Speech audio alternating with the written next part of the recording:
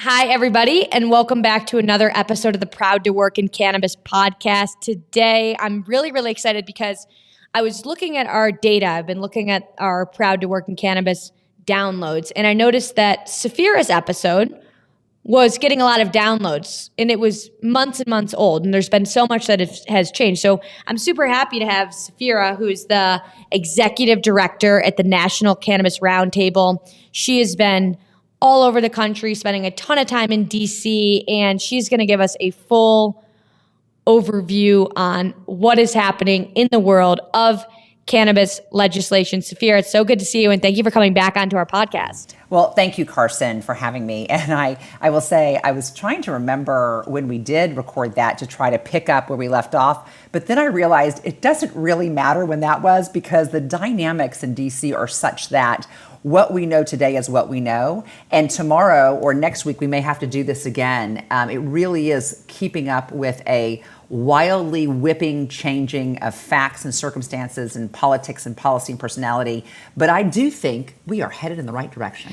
Yeah, it was Q1. So when we did it, we were kind of saying like, man, a lot of people were saying last year was such a disappointment. And you were saying, well, listen, we were the most talked about at the party, and kind of talking about how there was still optimism. But at the time we did it, everybody was like, oh my God, is anything ever going to happen? Well, and I actually think that's a great starting place, because one of the things I have realized with so much humility and kind of reality is that outside of DC, whether it's cannabis or not, people measure progress and success differently. And inside DC, we measure progress and success that is, relevant to how much movements and effort is made. So, like, for example, when I came in Q1, we said being talked about is actually important because it's basically where we're in the mix. So last night I was at an event with Senator Gillibrand, and one of the things, and I'll kind of give the end. How when you're reading a book, what's the last thing? I'm going to do that first, but I'm going to talk a little bit about the way forward on that, particularly around, and we're talking about legislative now, because I think we have to talk about the legislative side of progress and the administrative side of progress. So I definitely want to talk right now about the legislative side and safe banking. And one of the things that Senator Gillibrand said is that we are now safe banking in cannabis in what we call the short list of priorities, so that when there is a must pass, and whether that happens at the end of this year or even into next year, we'll talk about some of those vehicles, we're going to be in that short, we'll call it deck of cards. And that is very, very difficult to get to. And given what we've accomplished, again, I'll unpack this a little bit more with the recent, I'll use the word success out of Senate banking. We have checked the boxes of having done that via regular order, which has been a prerequisite for the Republican support that is going to be a necessity to get this through the next throes of progress. So I'll pause there and we can break that apart a little bit, but that's kind of the overview. We're in the room. We're not on the menu. We're at the table. I like that. I like that analogy. For people that potentially haven't been following as closely, can you just walk us through what's happened over the last, I guess I would say 2 months, when cannabis made the mainstream media again? Yes. So, folks that have either, been in cannabis a long time or are kind of new to watching cannabis, the folks will know that the main piece of legislation on the move in Congress is the Safe Banking Act, or as it was introduced most recently in Senate banking, the Safer Banking Act. And the reason that was so relevant is that while a Safe Banking Act had passed out of the House 7 times in various forms, it had never formally been considered in the Senate Banking Committee.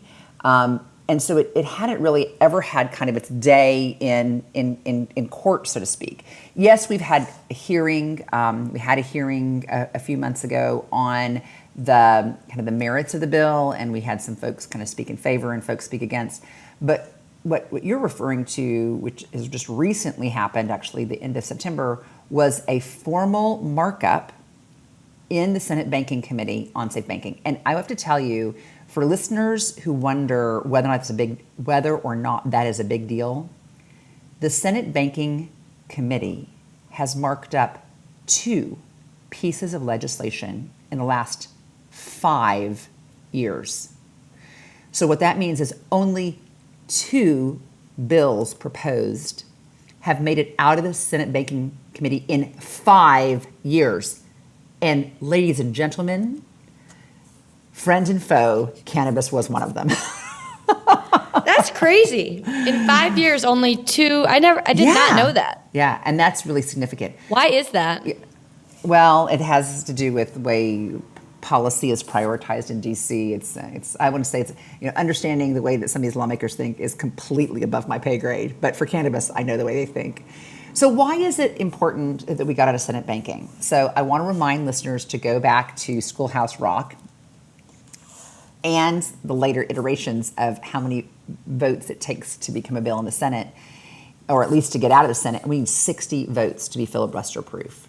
And right now, cannabis has 8 Republican co-sponsors, but in terms of our, actually 9 Republican co-sponsors, but we absolutely are going to need to get to 60. And we have additional yes votes that are not co-sponsors. We've heard from Senator Tuberville, we've heard from Senator Schmidt, so the votes are there. But the magic number in the Senate is 60. But for that group of Republicans whose votes we absolutely need to get out of the Senate, that group of Republicans required that we go through something called regular order, which means they required that there is a hearing on the bill in the Senate, a markup on the bill in the Senate, and now it would go to the Senate floor to be voted on. Great news is, hearing, Senate banking, check. Second great news, markup, Senate banking, check. So now the bill is in Leader Schumer's hands, and he controls the gatekeeping to the Senate floor, and that is where we are currently postured, in his hands to be considered on the Senate floor. One question I have, and I just don't know if this is ever the case, and so you said that we have 9 Republican votes. Is it a guarantee that we will get all the Democratic votes, or is there ever times when Democrats say no? It's a great question. So if folks who watched the committee vote, Senator Warnock was a Democrat and actually voted against safe banking because it lacked, from his perspective, the requisite criminal justice provisions and broader reform. I think we should expect that we have a Democrat or 2 peel off. I think it depends on whether there are some additional provisions added to safe banking, but it's this very delicate balancing act, because unless we keep when I say we call it skinny safe, meaning a fairly narrowly tailored piece of legislation, then we lose the prerequisite Republicans who are looking to vote on a banking bill, not a cannabis bill. That is the balancing test. Okay, so now the bill is in Schumer's hand. What do you think will happen? Like, where does the story go from here? Yeah. So now we have to step out of the world of cannabis and look how cannabis is at the mercy to other things in Washington, and now obviously world events, which is just all such a tragic thing. And, if we would have been having this conversation last week, I wouldn't have been talking about what happened on Friday night. So it's really heartbreaking to think that is now part of what we have to think about as a country. And for folks listening, we're recording on October 11th, obviously coming off of the horrific events that happened in Israel over the weekend, to put context. I appreciate that. I appreciate that, to make this a little bit more evergreen, or at least evergreen within a time frame. So putting that aside as being a primary concern of our lawmakers, the other thing that is kind of going to play into progress is the annual spending bills. So folks read in the news that, and obviously the calendar for the federal government is October 1st to September 30th. And because our spending bills, we did not get our spending bills, Congress did not complete its work on the 12 appropriations bills, it passed what they call a continuing resolution, which basically kicks the can down the road and gives them more time to work on the spending bills. How much more time do they get to complete those 12 bills? Yes, so it is, right now, the next continuing resolution is giving them until November the 15th. But, Carson, it is not uncommon in DC that they need more time, and then they just pass another continuing resolution. It's just basically Congress giving themselves kind of an extension. They're giving themselves a homework extension, frankly. And they can do that as long as they need to. If they don't do that, the government shuts down. But as we saw in this last case, the current, they call it a continuing resolution, which is basically using last year's budget, kind of going forward. So they have until November the 15th. But what that means for cannabis, Carson, is that Senator Schumer cannot use the Senate floor to talk about the cannabis bill because he's having to talk about appropriations bills. And that's where we serve at the mercy of broader political reform. Now, it can move more quickly or slowly, but right now the Senate is focused on its appropriations work. And also to make this more evergreen, in another historic event last week, we saw our Speaker of the House being ousted.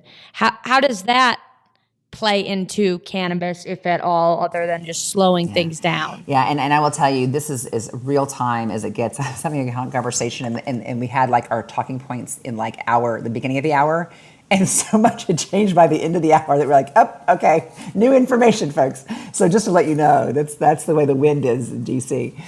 So as you mentioned, right now the House of Representatives is operating without a speaker. They have an acting speaker in Patrick McHenry, who was the chairman of House Financial Services. It's comparable to Senate Banking. But he's not formally there. He's just acting. So the reason that this is key is that the House cannot do its business unless it has a speaker.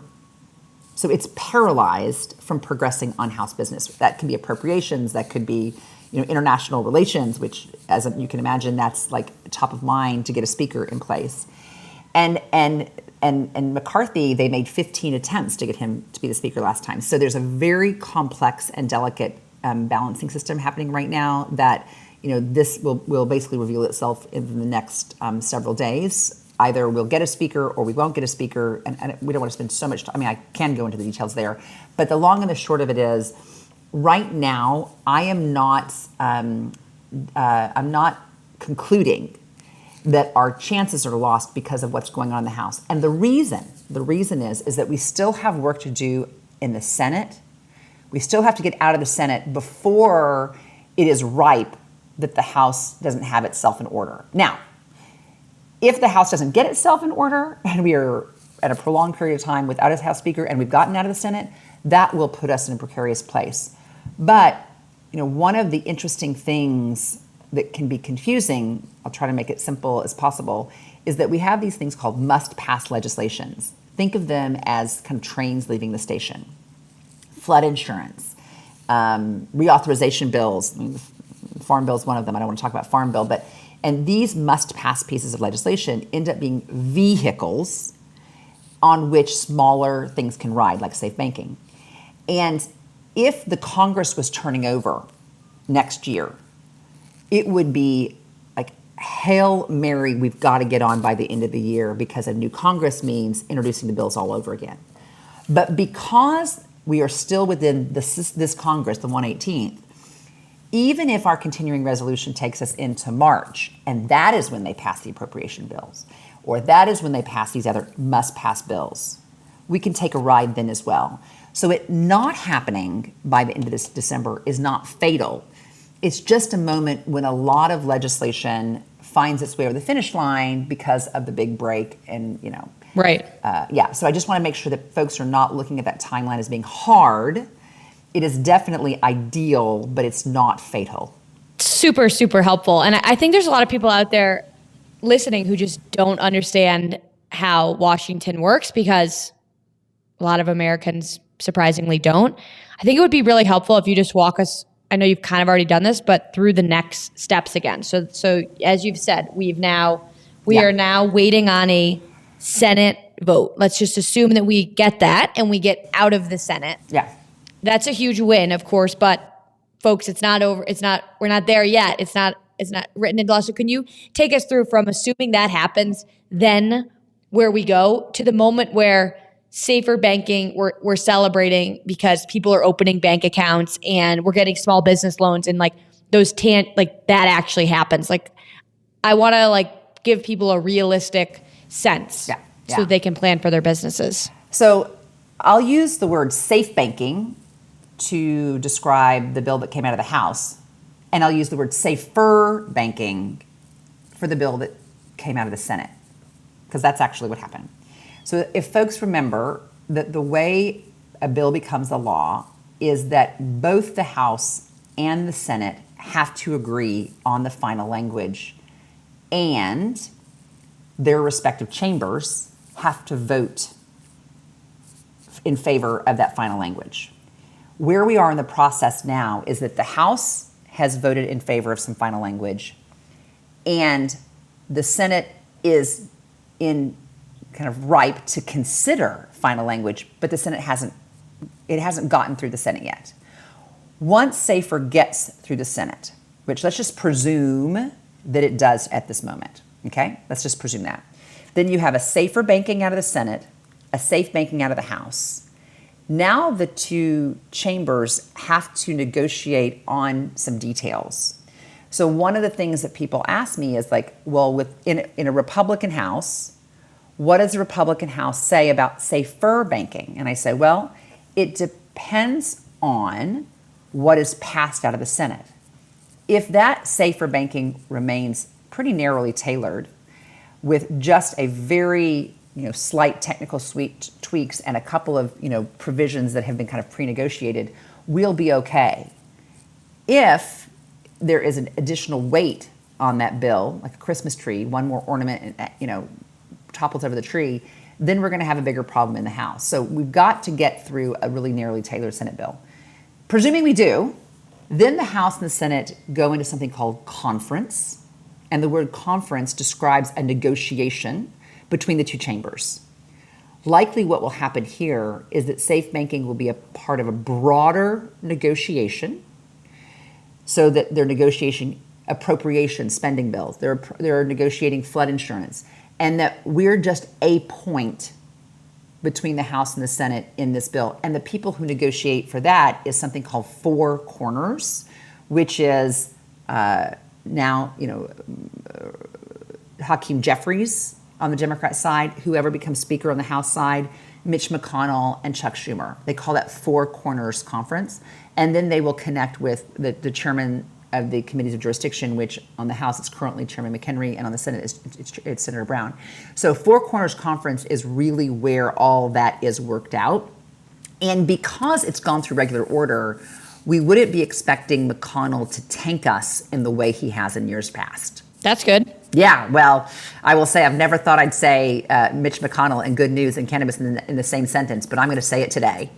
On October 11th, Severe said it. That's right. You heard it first. Here first. Now, I know this isn't completely the area that you're focused on, but rescheduling and the HHS announcement to the DEA. Yeah. I would love to have your take on this. Oh, we are so focused on it. Oh, you're so focused on it. Oh, heck yeah. 100%. Yeah, and I will tell you. That's my fault. I thought you were so all in on SAFER that you didn't have time for this. Heck yeah. Oh my God. No, we have been working on the administration's interface on this for months before the president even made his announcement. I mean, you guys know that in NCR, we have former head of HHS, Kathleen Sebelius, who brought in Obamacare, and we have former number 2 at Department of Justice, Jim Cole, who authored the Cole Memorandum. And we have been working so closely with them and their relationships in relevant places to, one, encourage the initiation of the scheduling change that happened, that started last year, actually a week ago Friday, up until the announcement on August 28th, wherein HHS transmitted a recommendation to DOJ. So no, we are all in on this. And in fact, we in NCR submitted a pretty meaningful memo to HHS in advance of its transmission, and we're getting ready to submit the same thing to DOJ. So we are all in on the scheduling change.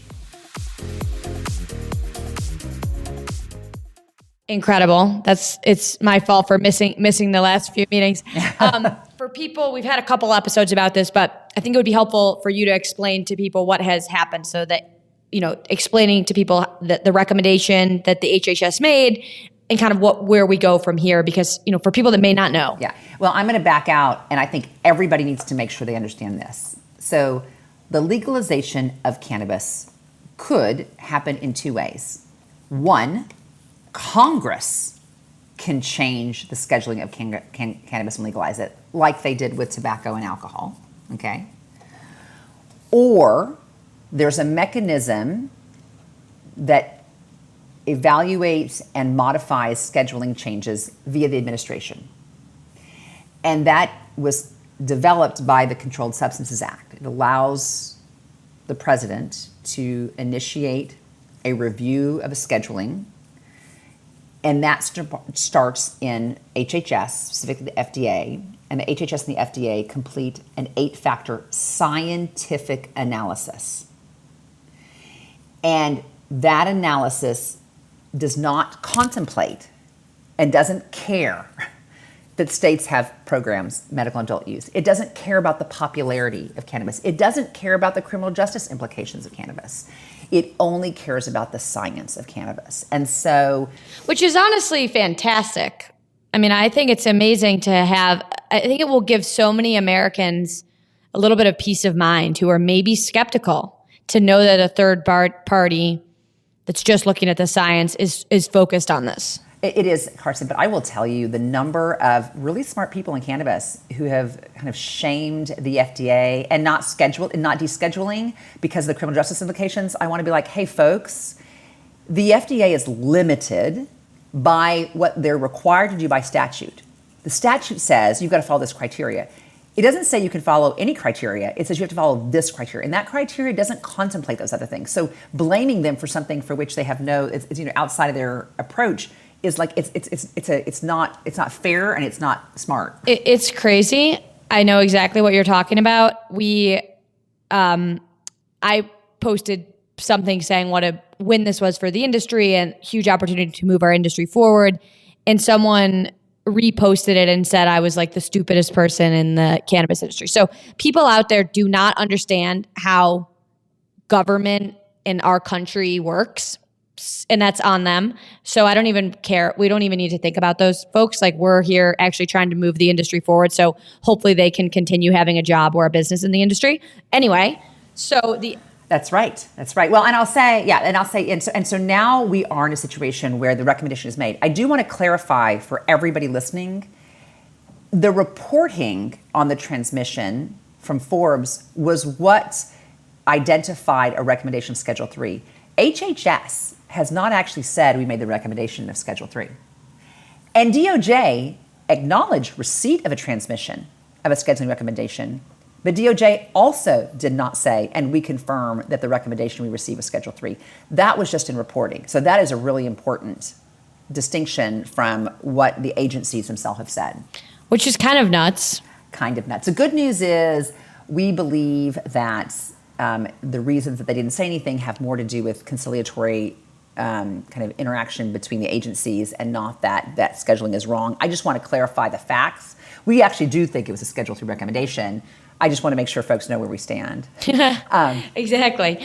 So, all right. So now this has happened, and now typically when the HHS, assuming that they did make this recommendation, what kind of a timeline are we looking at, and what happens from here? So the process, because we're back in now administrative law process, is that the Department of Justice and DEA have 90 days, and this is all, of course, like what, there's nothing in stone, but this is kind of the timeline and the trajectory that we think we are on.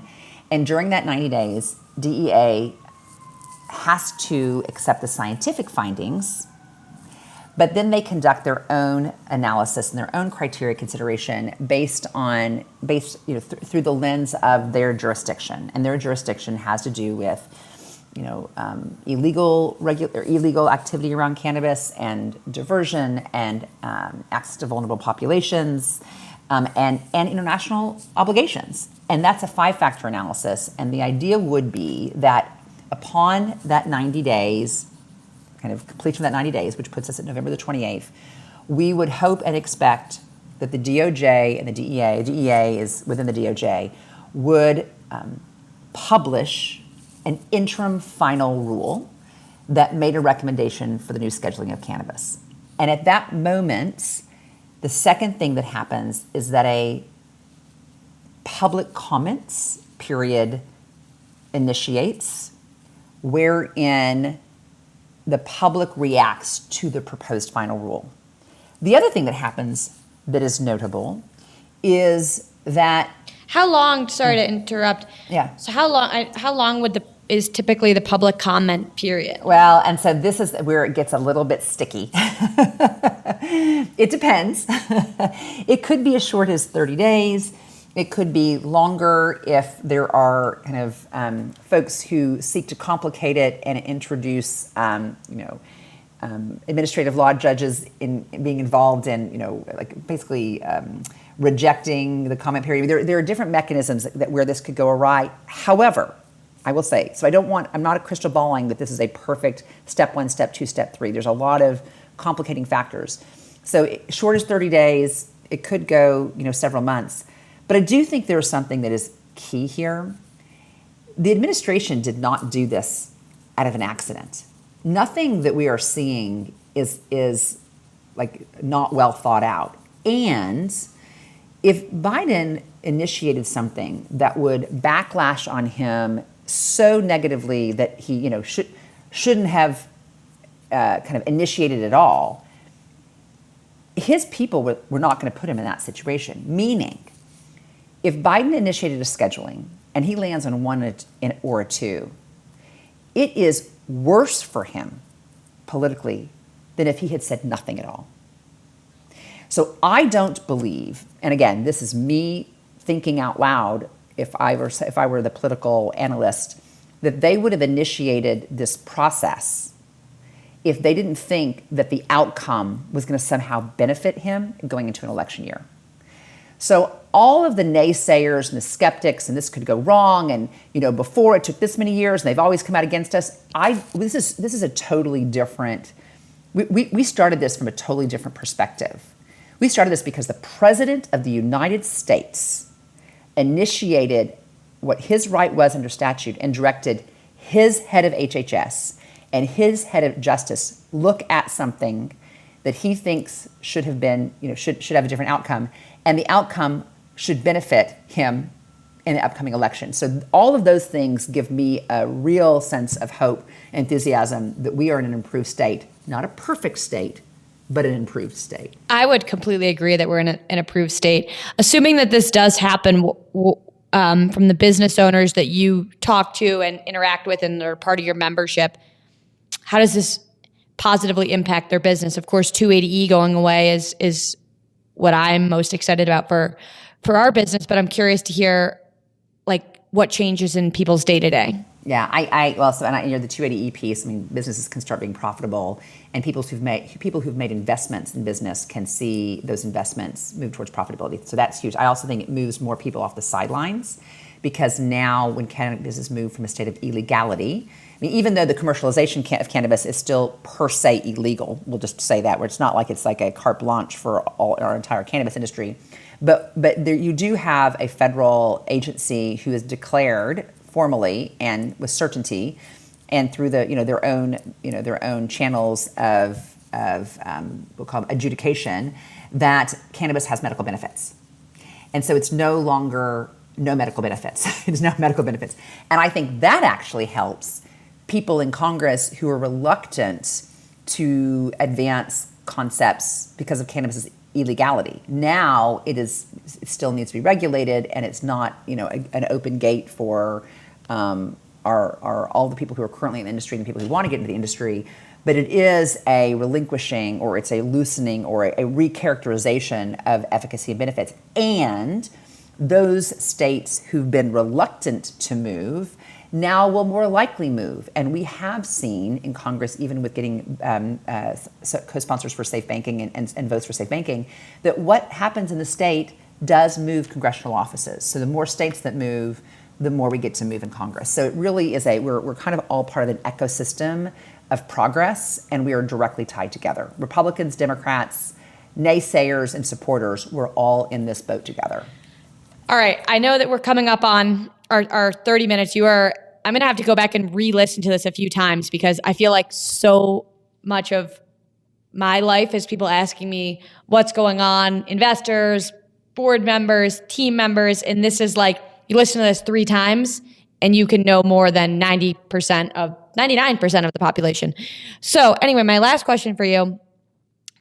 October 11th, 2023, what is your personal prediction for where we net out 2023 in the cannabis industry on the legislative front? It's a prediction moment. Yeah, well, and I like to be super careful. I think we are in a better chance than we've ever been to get safe banking over the finish line. And us doing that contemplates that we don't have more complications in Washington than we already have. Like, presuming that we can address the complications we have and that we can, get some appropriations movement, I think we get safe banking by the end of the year. And I think we get, and there are things that will impact that success, but I think we're in the trajectory to get it done.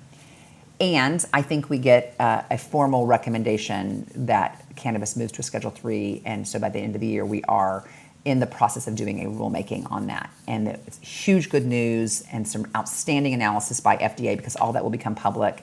And I think we will finish this year and look into next year with a lot more optimism around what's possible and plausible for patients and access and businesses and reform in a way that we just haven't had the luxury of over the past several years.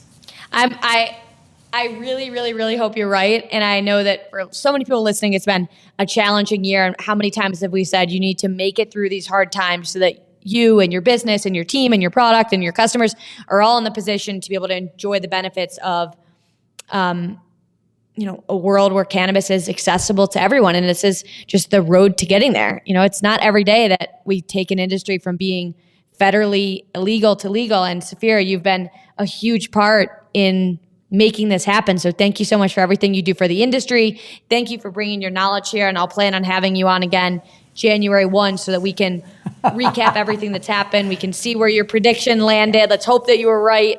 And I'm sorry, I want to ask one more question. I know you got to hop. Safira is literally going to meet with, members of Congress, as we get off of this call. But my last question is, if people want to, they want to help, right? They want safer banking to go through. They want the cannabis to move to Schedule 3. What can a person working at a cannabis company, a business owner, what can someone do? The first thing is, I need to make sure that everybody, all of your listeners, are connected with their chambers of commerce and their local members of Congress. Invite your member of commerce to your business. And when you do that, reach out to me and tell me that you've done that. And if they're Republican, even better. We have to meet lawmakers where they are. And for many of this, it is still perfunctory and preliminary education that we are a business like any other. The most ardent Republicans against us could care less about cannabis legalization, but they think that legal businesses should have access to business services. And you have to meet them where they are. You're not going to change their mind.